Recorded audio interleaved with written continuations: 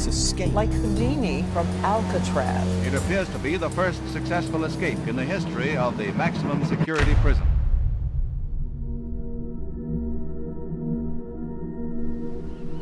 It is 6 a.m. on June 12, 1962. Alcatraz Federal Penitentiary, 1.25 miles off the coast of San Francisco Bay. Frank Morris, John Anglin, and Clarence Anglin don't respond to the morning roll call.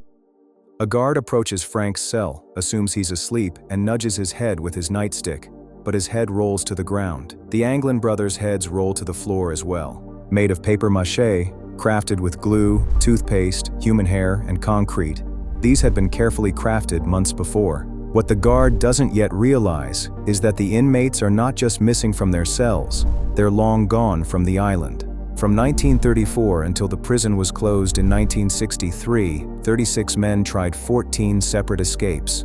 No one has ever been officially confirmed to have escaped Alcatraz and survived. The fate of 3 particular inmates, however, remains a mystery to this day. This is their story.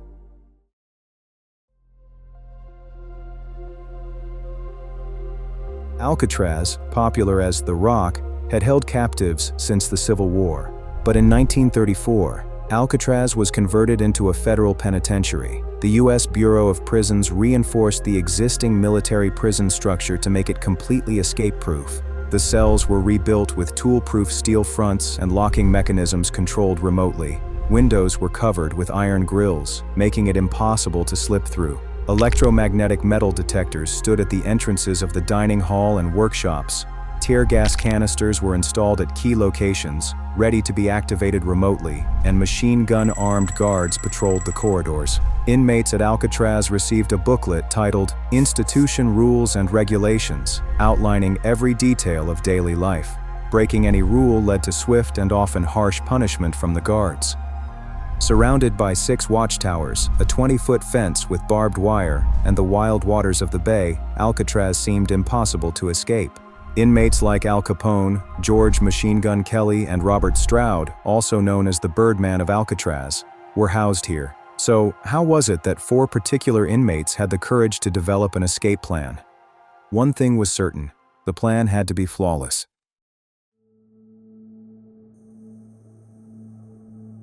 Alcatraz was famous as the last resort prison for the worst criminals with no hope of rehabilitation. Jim Quillen, a former U.S. congressman, described it as the great garbage can of San Francisco Bay, into which every federal prison dumped its most rotten apples. 4 of these criminals were placed in cells right next to each other in Block B, one of them being Frank Morris, the mastermind of the operation. A career criminal since he was 13 and famous for his history of sophisticated prison escapes, he was famous under the nickname the Houdini of the prison system. With an IQ of 133, he was ranked in the top 2% of the general population in intelligence. He served time in Florida and Georgia, then escaped from the Louisiana State Penitentiary while serving 10 years for bank robbery. He was recaptured a year later while committing a burglary and sent to Alcatraz on January 20, 1960, as inmate number AZ-1441. His FBI file was filled with details about his appearance: a small scar on his cheek, a round scar on his forehead, a star on each knee, a devil's head tattooed on his upper right arm, the number 13 inked at the base of his index finger. Brothers John and Clarence Anglin grew up in a large family of 14 children in Donaldsonville, Georgia. They were incredibly close and became skilled swimmers, even conquering the icy waters of Lake Michigan. On January 17, 1958, they and their brother Alfred robbed a bank in Columbia, Alabama, using a toy gun and were each sentenced to 35 years in prison. They served time in several facilities, including Florida State Prison, Leavenworth, and Atlanta Penitentiary. While in Atlanta, the Anglin brothers attempted multiple escapes, leading to their transfer to Alcatraz. John arrived on October 24, 1960, as inmate AZ-1476, followed by Clarence on January 16, 1961, as inmate AZ-1485. Alan West had been arrested over 20 times and was imprisoned for car theft in 1955. He served time at Atlanta Penitentiary and Florida State Prison, before being transferred to Alcatraz in 1958 at age 28, becoming inmate AZ-1335. Since it has been his second time in Alcatraz, he was familiar with the prisoners and guards. This helped inmates immensely when it came to collecting resources needed for their escape.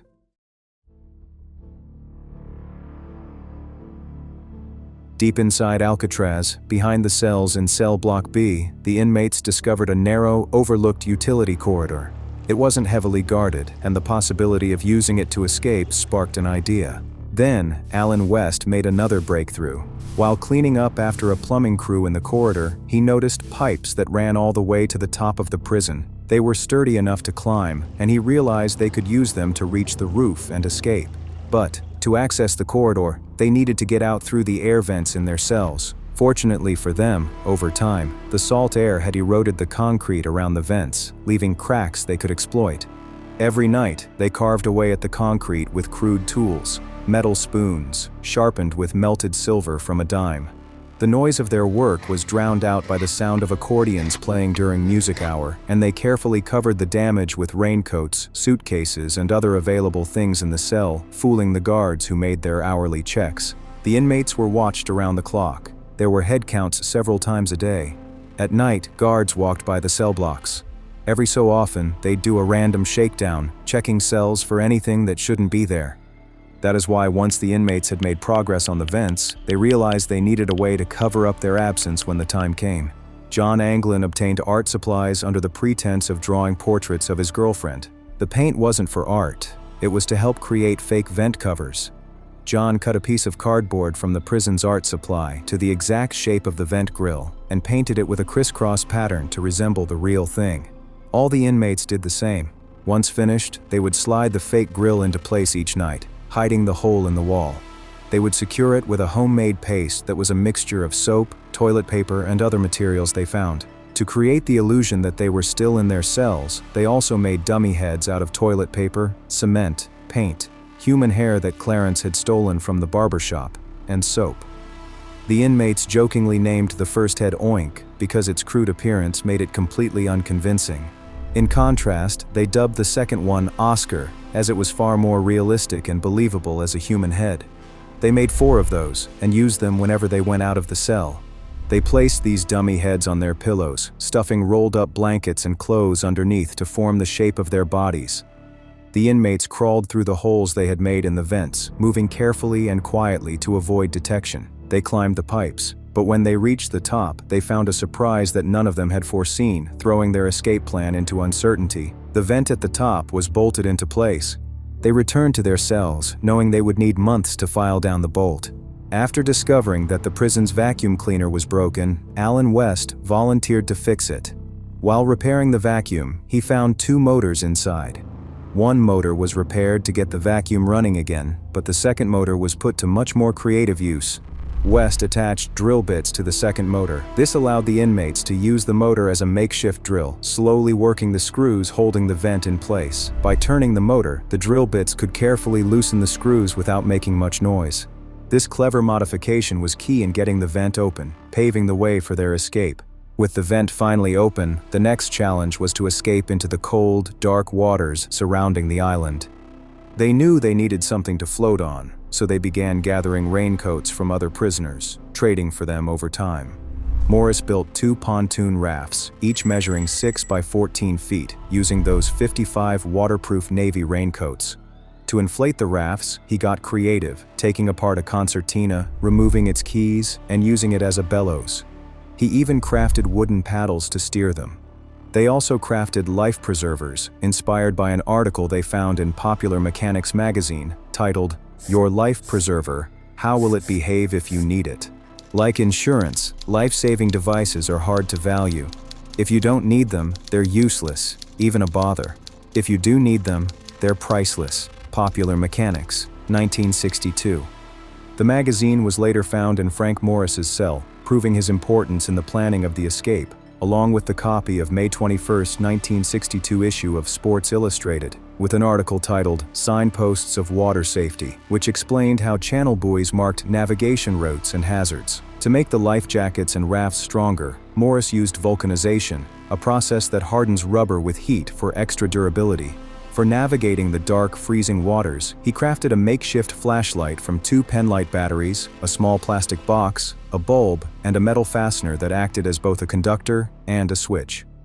On the night of Sunday of June 10, 1962, Morris gathered the group and informed them tomorrow was the night they would make their escape.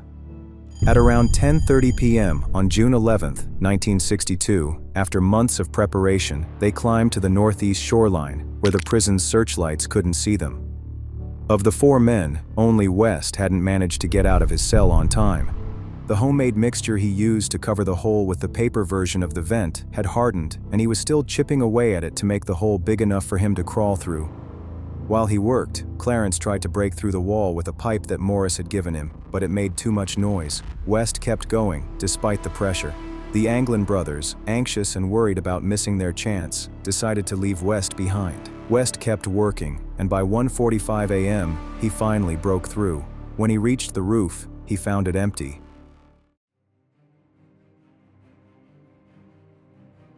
It was 6 a.m. on June 12, 1962. The prison was starting to stir as the guards made their rounds during their usual 6 a.m. cell checks. Inmates were slowly starting to move about, preparing for the day. But in one particular cell, the bed remained disturbingly still. Inside, Frank Morris lay motionless, his cover pulled up to his neck. At a glance, he appeared to be asleep, but something was off. The guard made his way down the long row of cells. He came to a stop at his door, staring in at the still figure. He knocked on the bars, expecting him to stir, but nothing. Then, he pulled out his nightstick and walked closer to Frank's bed. With a grunt, he pushed Frank's head.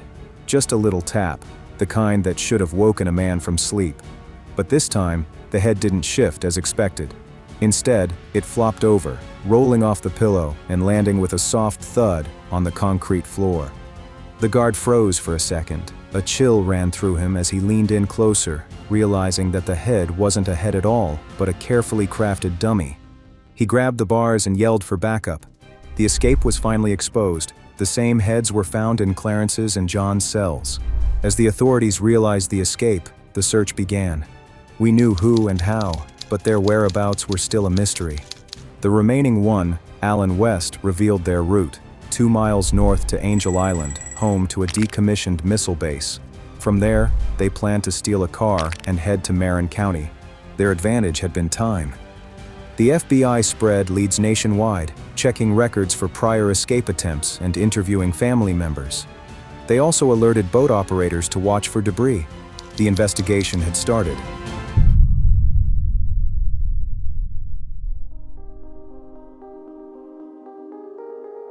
On Angel Island, multiple military and law enforcement agencies conducted an extensive search, which included air, sea, and land operations. On June 14th, a Coast Guard cutter found a paddle floating about 200 yards off the southern shore of Angel Island. On the same day, workers on a boat found a wallet wrapped in plastic containing the names, addresses, and photos of the Anglin's family and friends. On June 21st, shreds of raincoat material, believed to be remnants of the raft, were found on a beach near the Golden Gate Bridge. The following day, a prison boat recovered a deflated life jacket, made from the same material, 50 yards off Alcatraz Island. While walking along Cronkite Beach, noticed object floating in Pacific Ocean 50 feet offshore. In 10 minutes, object washed up on beach and appeared to be life jacket. Life jacket immediately retrieved by FBI agents and is identical in color, composition, and construction. Life jacket belonging to inmate previously turned over to FBI by prison authorities at Alcatraz. According to the final FBI report, no further physical evidence was found. What followed were a series of calls and eyewitness reports, each adding new layers to the mystery of their disappearance. At 1 a.m. on June 12th, San Francisco police officer Robert Cecchi reported seeing an illegal boat near Alcatraz, which left shortly after heading under the Golden Gate Bridge. However, due to no other evidence, the FBI dismissed Cecchi's account. On July 17th, a Norwegian ship, the SS Norefjell, spotted a body floating in the ocean 15 nautical miles from the Golden Gate Bridge. The sighting wasn't reported until October, and San Francisco County Coroner Henry Turkle doubted that the body could be one of the escapees, suggesting that the corpse may have been that of a 34-year-old Cecil Philip Herman, a man who had jumped from the Golden Gate Bridge 5 days earlier. Crucially, a 1955 blue Chevrolet, California license plate, KPB-076 was reported stolen in Marin County the same day as the escape. The plan Alan White described did include stealing a car in Marin County. The next day, a motorist in Stockton, California, 80 miles east of San Francisco, reported to the California Highway Patrol that he had been forced off the road by 3 men in a blue Chevrolet. The FBI dismissed the stolen 1955 blue Chevrolet as evidence in the Alcatraz escape case because they found no definitive proof linking it to Frank Morris and the Anglin brothers. FBI officially closed the case on December 31, 1979. They surmised that the escapees had drowned in the waters of San Francisco Bay, as they had left behind only their personal effects, and no human remains were found.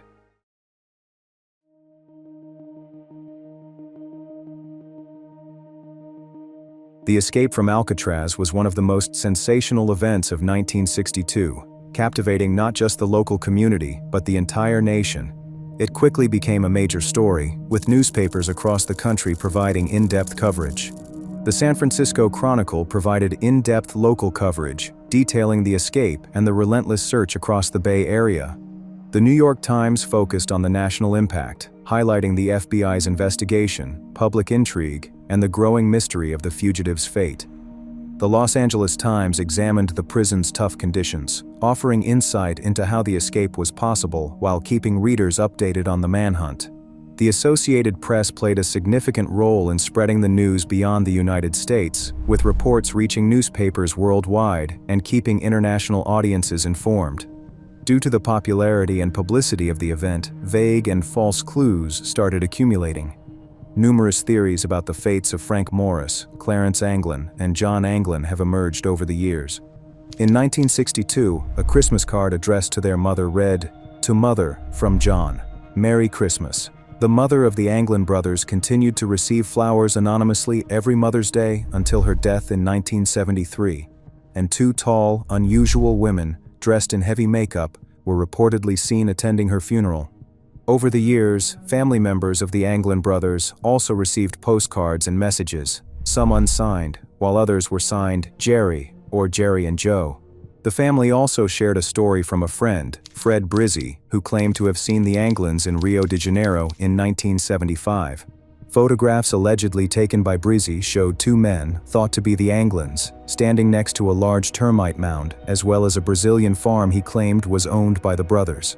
Forensic experts confirmed the photos were from 1975, but couldn't definitively prove the men were the Anglins. Michael Dyke, the last deputy marshal on the case, was skeptical of Brizzi, referring to him as a con man. In 1989, after their father passed away, 2 strangers with beards appeared at the funeral home. According to their brother Robert, the men silently wept by the casket before walking out. The same year, a woman named Kathy contacted Unsolved Mysteries, a TV show inviting viewers to help solve the mysteries featured on the show. Kathy suggested that a photo of Clarence Anglin resembled a man living on a farm near Marianna, Florida. Another woman confirmed the sighting, accurately describing his physical features. In 2013, a surprising letter showed up at the San Francisco Police Department. "My name is John Anglin. I'm 83 years old now, in bad shape. I have cancer. Yes, we all made it that night, but barely." But here's where it gets even stranger. Whoever wrote it wasn't just confessing. They were offering a deal. "Let me serve no more than a year in prison and give me medical treatment, and I'll tell you exactly where I am." The letter also claimed Frank Morris died in 2005, Clarence in 2008, and that John had been living in Seattle, North Dakota, and eventually Southern California. The FBI tested the letter for fingerprints and DNA, but they never confirmed if it was really him, leaving the mystery of Alcatraz's most infamous escape wide open. Testing if it was even possible to escape and survive the waters of the bay, in 2003, in the episode of Mythbusters, the team tested if the Alcatraz escape could have worked using a raft made from materials available to the prisoners. They showed that it was possible for the men to escape using a makeshift raft, considering things like the materials they had and the water conditions at the time. In 2014, scientists from Delft University also studied the escape, looking at the timing, tides, and currents of the escape. They concluded that if the prisoners escaped at 11:30 p.m. on June 11th, they could have made it to Horseshoe Bay safely. supporting the idea that the escape could have been successful. Today, athletes swim the Alcatraz to Fort Point route in 2 annual triathlons. Allen West was never charged for attempting to escape Alcatraz. After his release from federal prison in 1965, he served sentences in Georgia and Florida.